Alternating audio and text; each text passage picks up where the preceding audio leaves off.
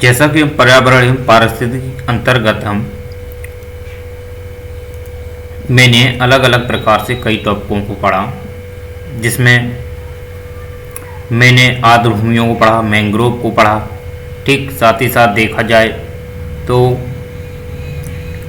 जलीय पारितंत्र को पढ़ा, स्थलीय पारितंत्र को पढ़ा। इनको मैंने निश्चित तौर पे स्पष्ट और डिटेल में समझाया। आज का जो हमारा लेक्चर रहेगा ओजोन से संबंधित रहेगा। ठीक है, इसके जो पिछला वाला जो हमारा लेक्चर था, वो लेक्चर में हमने आपको बताया था अननोन क्रिया के बारे में, कि अननोन क्रियाएं जो जीव जंतु होते हैं उनके बीच किस प्रकार से परस्पर संबंध होता है, व्यवहार का कैसा संबंध होता है, कितनी निगेटिविटी या सब्जेक्टिव दोनों प्रकार की गतिविधियां देखने को मिलती हैं। तो उसको हमने डिटेल से समझा दिया था। और आज जो हम पढ़ाएंगे आप लोगों को, वो पढ़ाएंगे ओजोन से संबंधित, कि ओजोन लेयर क्या होती है, कैसे इसका निर्माण होता है और कहाँ पाई जाती है, और इसको प्रभावित करने वाले कौन कौन से कारक होते हैं, और राष्ट्रीय व अंतर्राष्ट्रीय स्तर पर क्या प्रयास किए गए हैं। ठीक है, इन सभी का हम ओवरव्यू बनाते हुए आपको बताएंगे ओजोन लेयर के संदर्भ में कहाँ कैसे क्या इसका सब कुछ होता है।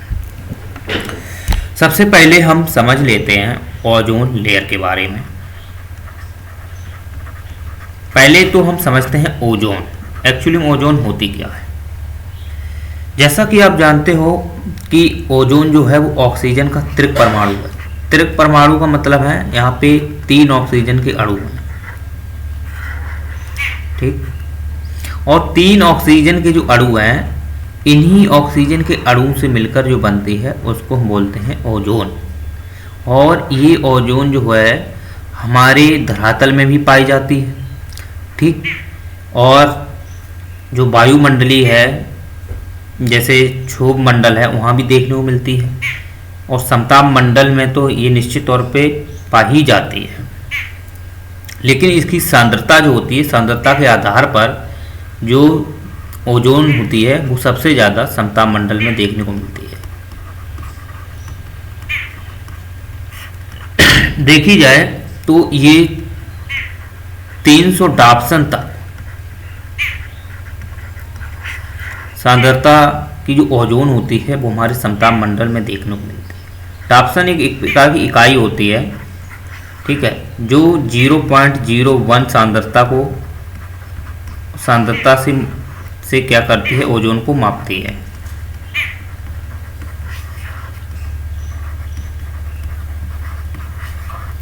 ठीक है, तो समताप मंडल में अगर देखा जाए तो ओजोन की जो परत है वो लगभग सबसे ज़्यादा पाई जाती है, 2 किलोमीटर मोटाई में पाई जाती है।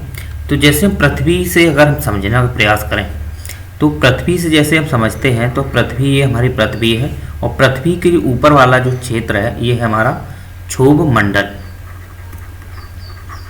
ये है क्षोभ मंडल। ठीक, क्षोभ मंडल में भी ये देखने को मिलती है, धरातल में भी देखने को मिलती है, और जहाँ खनन वगैरह होता है, उत्खनन होता है, वहाँ पर भी ओजोन जो है वो रिलीज होती है। ठीक, और जो धुंध वगैरह होता है, आपने धुंध देखा हो, धुंध सा हो जाता है। ठीक, विद्युत प्रक्रिया में, विद्युत प्रकाश में ये क्या है, अपने को काफ़ी प्रतिकर्षण करती है और ये धुंध सा फैला देती है, जिससे दृश्य मान में कमी आ जाती है, दृश्यता में कमी आ जाती है। ठीक, पूरा कोहरा नमा एकदम जो पड़ता है, कोहरा दिखाई पड़ता है, एक प्रकार से ओजोन ही होती है। और वो ओजोन देखी जाए तो हमारे क्षोभ मंडल में भी देखने को मिलती है, समताप मंडल में तो है, धरातल में भी देखने को मिलती है। तो इसको सांद्रता से हम समझते हैं कि ये किस प्रकार से कहाँ पाई जाती है।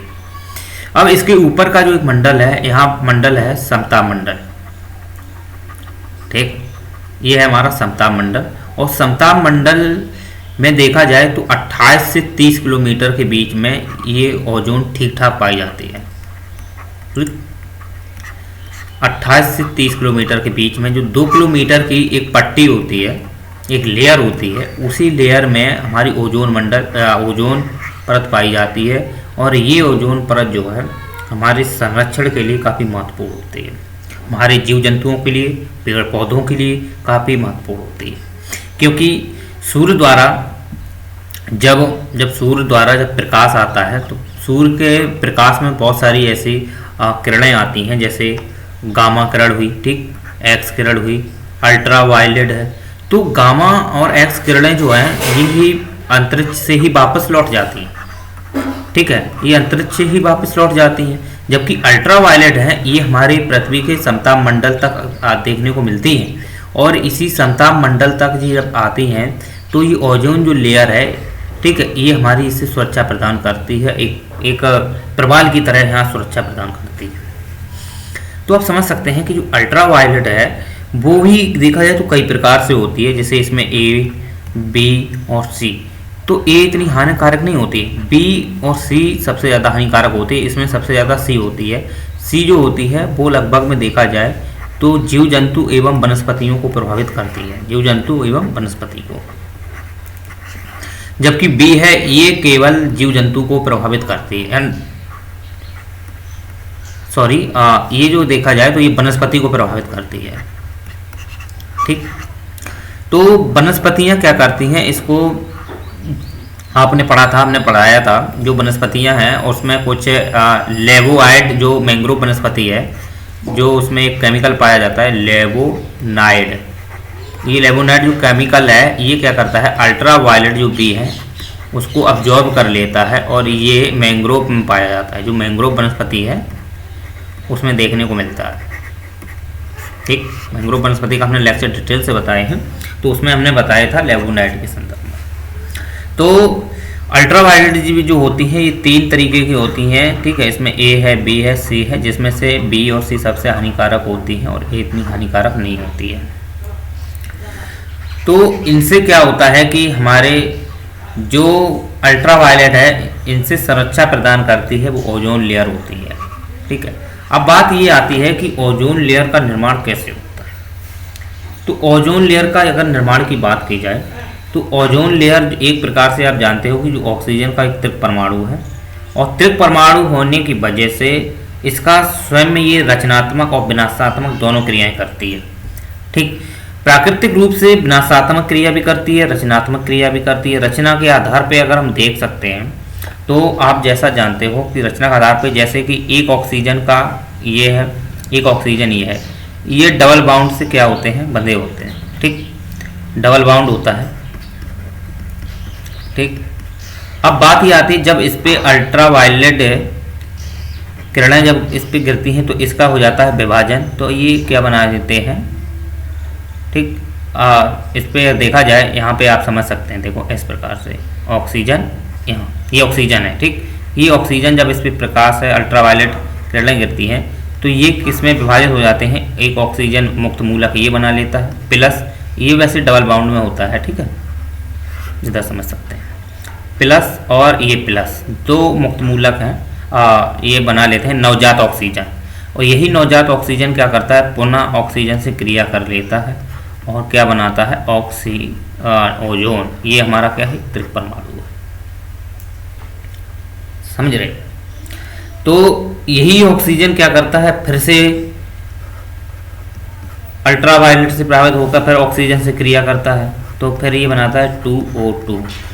तो आप क्या समझ रहे हैं कि जो ऑक्सीजन, जो हमारा ओजोन है वो रचनात्मक क्रिया के साथ साथ विनाशात्मक क्रिया करते हैं। इससे क्या होता है, हमारी जो प्रकृति है वो डिसबैलेंस नहीं होती है, एक संतुलन में रहती है, और इससे कहीं ना कहीं हमारा जो पर्यावरण है वो सुरक्षात्मक रहता है, उस पर कोई ज़्यादा इम्पैक्ट नहीं पड़ता है और स्वच्छ रहता है। बात यहाँ आती है कि इसमें बहुत सारे ऐसे मानवीय क्रियाकलाप और हस्तक्षेपों की वजह से इसमें जो क्षरण है वो निरंतर होता जाता है। तो इनके लिए राष्ट्रीय और अंतर्राष्ट्रीय स्तर पर प्रयास किए गए हैं, लेकिन फिर भी इसमें कोई ठोस ऐसे कदम अभी भी देखने को नहीं मिले हैं। लेकिन निरंतर अध्ययन के अनुसार, रिसर्च एंड डेवलपमेंट के अकॉर्डिंग, इसमें बहुत सारी ऐसे जो चेतावनियाँ देखी गई हैं उनका संरक्षण निरंतर करता गया, जिसमें बहुत सारे समझौते हुए हैं। उसमें समझौते आप देख सकते हो कि मॉन्ट्रियल प्रोटोकॉल है, इसी में किगाली समझौता भी है, वियना कन्वेंशन है, ठीक। ये कुछ महत्वपूर्ण कदम उठाए गए हैं, और भी कदम हैं लेकिन ये कुछ महत्वपूर्ण कदम है अंतर्राष्ट्रीय स्तर पर इसके संरक्षण के लिए उपाय किए गए थे। तो बात यही है कि ओजोन लेयर है वो किस प्रकार से कैसे पाई जाती है, तो ये हमने सब कुछ आपको बता दिया। क्योंकि ओजोन लेयर की जो सांद्रता होती है वो लगभग 300 डाप्सन होती है, और अगर 200 डाप्सन होने लगती है तो आप कह सकते हैं कि ओजोन लेयर का क्षरण हो रहा है। ठीक, जो डाप्सन होती है, डाप्सन से हम ओजोन लेयर की परत को पहचानते हैं। ठीक, लेकिन इसकी जानकारी जो होती है कि जो परत है उसमें कम हो रहा क्या, कैसा क्या हो रहा है, तो उसको हम एक जो डाप्सन स्पेक्ट्रोमीटर होता है, ठीक, डाप्सन स्पेक्ट्रोमीटर होता है, उसके माध्यम से हम पता लगा लेते हैं कि जो ओजोन लेयर है वो कितना घट रही है या बढ़ रही है, क्या हो रहा है। लेकिन ये डाप्सन जो है एक प्रकार से इकाई है, और ये ये सांद्रता को क्या करती है, मापन करती है डाप्सन इकाई। तो बात ये आती है कि ओजोन जो परत है उस परत में देखा जाए अगर 300 डाप्सन है, 300 डाप्सन की अगर जो परत है तो उसका जो कलर होता है वो पीला होता है। कैसा होता है, पीला और हरा। ठीक, अगर यही परत 200 डाप्सन हो जाए, ठीक, 200 डाप्सन होती है तो इसका कलर कैसा हो जाता है, नीला, नीला और बैगनी। ठीक है, तो इससे क्या जानकारी मिलती है कि जो हमारी ओजोन परत है उसमें क्षरण हो रहा है, और क्षरण होने की वजह से उसकी जो डाप्सन है उसमें क्या है, कमी देखने को मिल रही है। परत में जो लेयर है उसमें कमी देखने को मिल रही है, तो जिसकी वजह से इसके जो कलर है उसमें भी चेंजमेंट हो रहा है, परिवर्तन निरंतर हो रहा है। तो ये कुछ देखा जाए तो स्थितियाँ बनती हैं, लेकिन बात यहाँ आती है कि इनसे कौन सी चीज़ें ऐसी जो इनसे देखा जाए तो इन्हें प्रभावित करने वाले कारक हैं, कौन से ऐसे कारक हैं जो इसे प्रभावित कर रहे हैं। ठीक है, तो बात ये आती है कि ओजोन जो है हमारी सुरक्षा के लिए ठीक है, जो हमारी समता मंडल में पाई जाती है वो सुरक्षा के लिए ठीक है, लेकिन जो ओजोन हमारे क्षुभ मंडल में पाई जाती है वो हमारे लिए हानिकारक होती है। एक तो देखा जाए तो जो धुंधलापन रहता है, देखा होगा आपने, जो कोहरा होता है उसमें ओजोन पाई जाती है, इसकी वजह से दिखाई नहीं पड़ता है। साथ ही साथ देखा जाए तो बीमारियां भी हो जाती हैं, लंग्स की बीमारियां होती हैं, ठीक, फुसफुसी की है, जो हमारी अस्थमा है, ठीक, ये कुछ बीमारियां इससे हो जाती हैं जो क्षुभ मंडल में जो क्षुभ मंडल में जो ओजोन पाई जाती है। लेकिन जो समता मंडल में जो ओजोन पाई जाती है उससे कोई इम्पैक्ट नहीं पड़ता है, और वो हमारी सुरक्षा के लिए बेस्ट होती है। ठीक है, तो आपने क्या समझा कि जो ओजोन है वो लगभग में हमारे लिए काफ़ी मात्रा में ठीक है, लेकिन जो हमारे जो निचले स्तर पर पाई जाती है, धरातल में पाई जाती है, वो काफ़ी हानिकारक होती है। ठीक है, बात ये होती है कि इनकी जो क्रियाएं हैं, जो ओजोन की क्रियाएं हैं, वो ओजोन की क्रिया जो है वो समान स्तर पे होती है, समान स्तर पे होती है। वो कैसे होती है, जैसे कि अगर कोई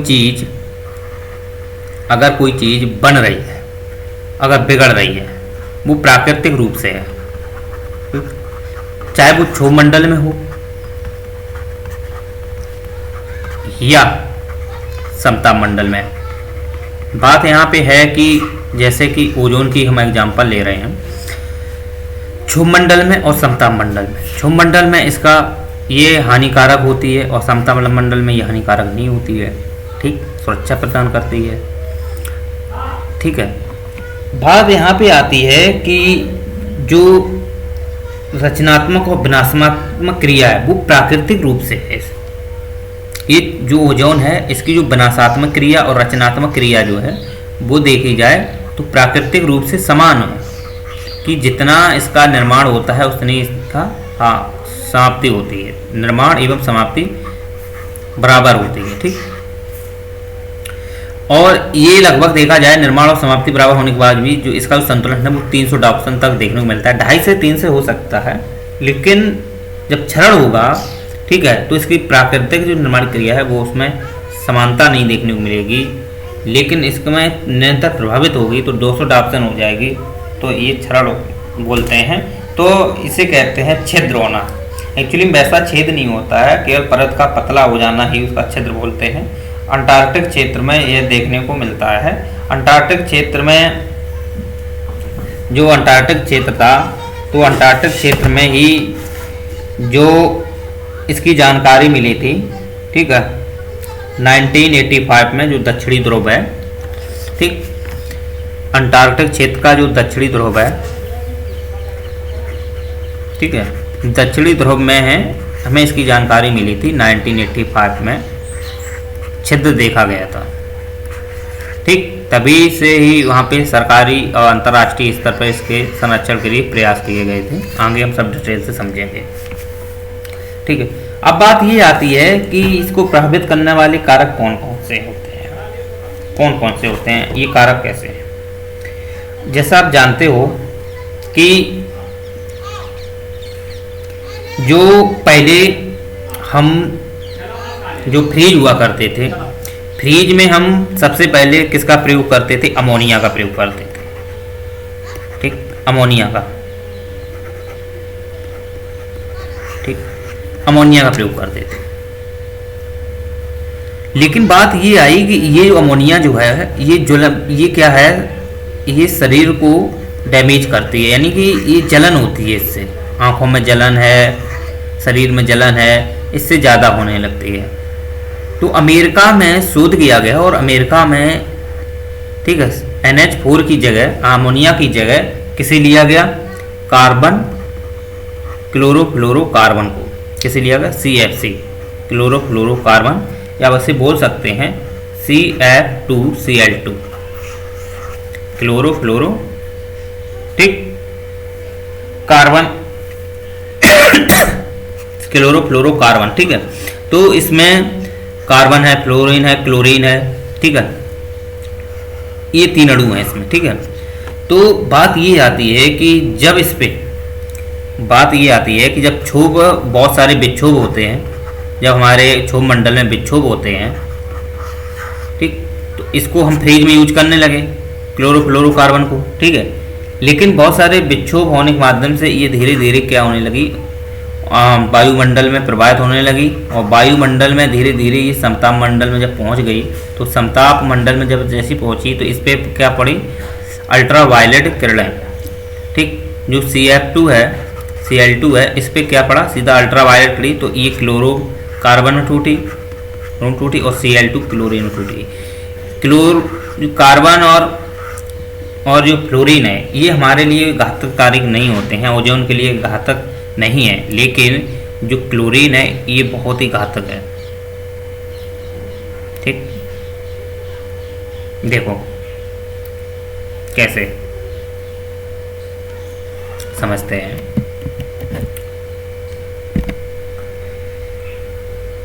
जब CF2Cl2 पर जब अल्ट्रावायलेट किरणें गिरती हैं, ठीक, तो ये क्लोरीन कार्बन में प्लस फ्लोरीन में प्लस Cl2, और यही Cl2, ठीक, Cl2 इस पे जब क्या होता है, अल्ट्रावायलेट किरणें जब आती हैं, ठीक है, तो ये क्या है, ये होती है एकल बंध में है, ठीक है। जब इस पे किरणें गिरती हैं, ठीक है, अल्ट्रावायलेट, तो ये मुक्त मूलक बना लेती है, ठीक, ये क्या बना लेती है, मुक्त मूलक। और यही एक मुक्त मूलक क्या करता है, यही मुक्त मूलक क्या करता है, जो हमारी ओजोन होती है, ठीक है, ये ओजोन से क्रिया कर लेता है। एक्चुअली देखा जाए तो जो CF2Cl2 है, ठीक है, ये एक प्रकार से क्या है, फ्रियोन है, 1 2, इसको हम 1 और 2 में हम इसको देखते हैं, और ये एक्चुअली में उदासीन होती है, ठीक है, ये उदासीन है, ये निष्क्रिय नहीं ना सक्रिय, केवल क्या है, एक उदासीन है, ठीक है। तो उदासीन है, साथ ही साथ देखा जाए तो ये अपघटित भी नहीं होती है,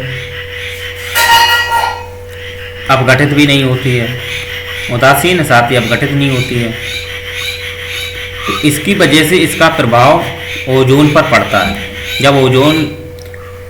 जब ये अल्ट्रावायलेट के अंतर्गत आती है, अल्ट्रावायलेट के संपर्क में आती है, तो ये कार्बन में फ्लोरीन में Cl2 टूट जाती है और यही क्लोरीन फिर से अल्ट्रावायलेट के संपर्क में आता है तो फिर मुक्त मूलक बनाता है। और यही मुक्त मूलक, ये जो मुक्त मूलक है, ठीक है, यही मुक्त मूलक क्या है, ओजोन से क्रिया कर लेता है और ये बनाता है क्या, ClO plus O2, ClO plus O2, यानी कि जो ClO है, क्लोरीन ऑक्साइड है, ये जो अणु है, यही अणु क्या करता है, फिर से हमारे ओजोन से संपर्क में आता है, फिर से क्रिया करता है, फिर एक मुक्त मूलक बना लेता है प्लस, ठीक, 2 अणु ऑक्सीजन के बनाता है। तो ये जो मुक्त मूलक है, ये देखा जाए तो एक मुक्त मूलक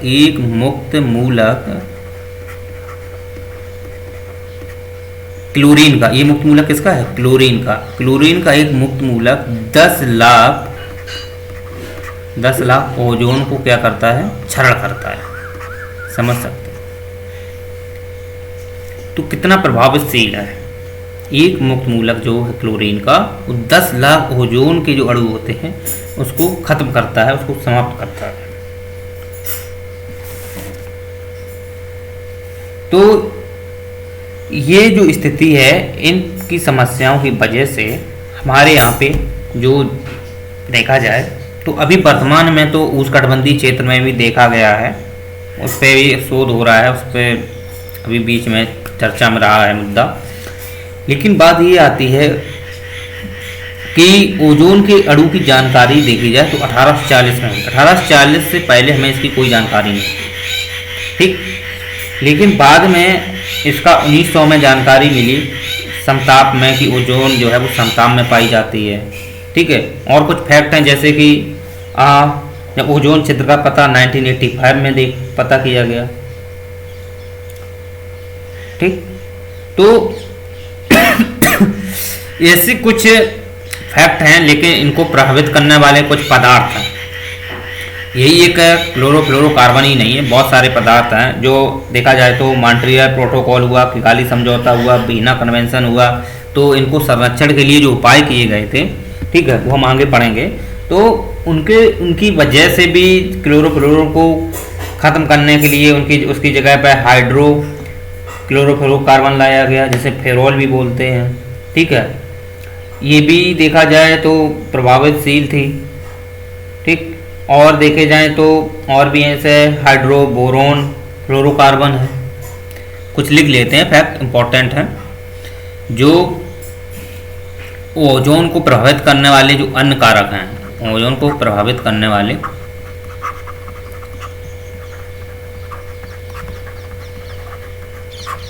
पदार्थ लिख लेते हैं। पदार्थ वो कौन कौन से हैं, एक तो है CFC, ठीक, क्लोरोफ्लोरोकार्बन, जिसे हम CF2Cl2 बोलते हैं, ठीक। और दूसरा है HCFC,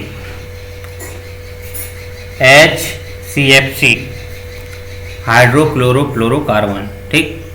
तीसरा इसी में हम ले लेते हैं HBFC, हाइड्रोब्रोमाइड फ्लोरोकार्बन, ब्रोमो बोल सकते हैं इसे, हाइड्रोब्रोमो फ्लोरोकार्बन। और भी हैं जैसे हेलोन, जिनको हम हेलोजन तत्व बोलते हैं, जैसे कि SF6, इसी में ले लेते हैं CCl4, ठीक। ये जो है ना, ये हेलोजन जो तत्व होते हैं, ये सूर्य के प्रकाश से अलग हो जाते हैं और ये सीधे देखा जाए तो ओजोन को प्रभावित करते हैं।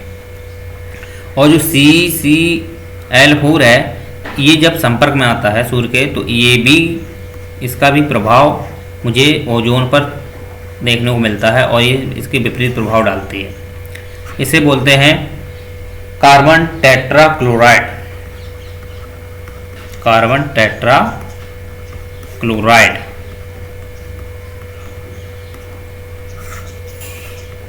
इसका प्रयोग पहले आग बुझाने में किया जाता था, आग बुझाने में इसका प्रयोग होता था। और साथ ही देखा जाए, ये ट्रांसफार्मर का जो तेल होता है, उसमें यूज किया जाता है। ट्रांसफार्मर का जो तेल होता है उस वो कार्बन टेट्राक्लोराइड ही होता है जो हमारे ट्रांसफार्मर में देखने को मिलता है। और भी ये यूज किया जैसा है, जैसे कि रॉकेट है उसमें यूज किया जाता है, ठीक है। इसी में देखा जाए तो आग बुझाने में, और इसी में देखा जाए तो फार्म में भी इसका यूज किया जाता है, ठीक है। इसके बाद अन्य भी कारक होते हैं जिसमें हम देख सकते हैं। अन्य कारक में आप आ जाओ कि जो मैथाइल क्लोरोफार्म है उसको हम लिख लेते हैं। जैसे इसका जो फार्मूला होता है जैसे CH3, ठीक, CCl CHO, ये जो है ना ये भी एक प्रकार से मैथाइल क्लोरोफार्म है और इसका भी प्रभाव हमें ओजोन को देखने को मिलता है। इसके बाद और भी है नाइट्रोजन के जो ऑक्साइड हैं, ठीक, नाइट्रोजन ऑक्साइड हैं जैसे कि nitrogen oxide comma nitric oxide. लेकिन जो नाइट्रस ऑक्साइड है उसका इसमें कोई रोल नहीं होता है। जो NO3 होते हैं, NO3 है उसका कोई इसमें रोल नहीं होता है, कोई इम्पैक्ट नहीं डालती है। जबकि नाइट्रस ऑक्साइड की जो है जैसे नाइट्रोजन ऑक्साइड हुआ और नाइट्रिक ऑक्साइड हुआ, ये दो काफ़ी इस पर इम्पैक्ट डालते हैं। तो ये कुछ ओजोन लेयर को प्रभावित करने वाले कुछ अन्य पदार्थ हैं जो सीधे सीधे ओजोन को प्रभावित करते हैं, ठीक है। अब बात आती है कि अंटार्कटिका को ओजोन क्षरण करने के कारण क्या है, क्योंकि जहाँ तक देखा गया है कि ओजोन जो छिद्र है वो कहीं ना कहीं शीत कटिबंधीय क्षेत्रों में देखने को मिलता है, ध्रुवीय क्षेत्रों में देखने को मिलता है, ठीक है। लेकिन अभी वर्तमान में देखा जाए तो उस कटिबंधीय क्षेत्र में भी बहुत बड़ा छिद्र देखने को मिला है, उस पर शोध चल रहा है, ठीक है। तो अंटार्कटिका में ओजोन क्षरण के कारण क्या हैं, इसके संदर्भ में हम आपको कल डिटेल में समझाएंगे। आज के लिए हमारा इतना ही। उम्मीद करते हैं कि आप लोगों को समझ में आया होगा, ठीक है। चलिए।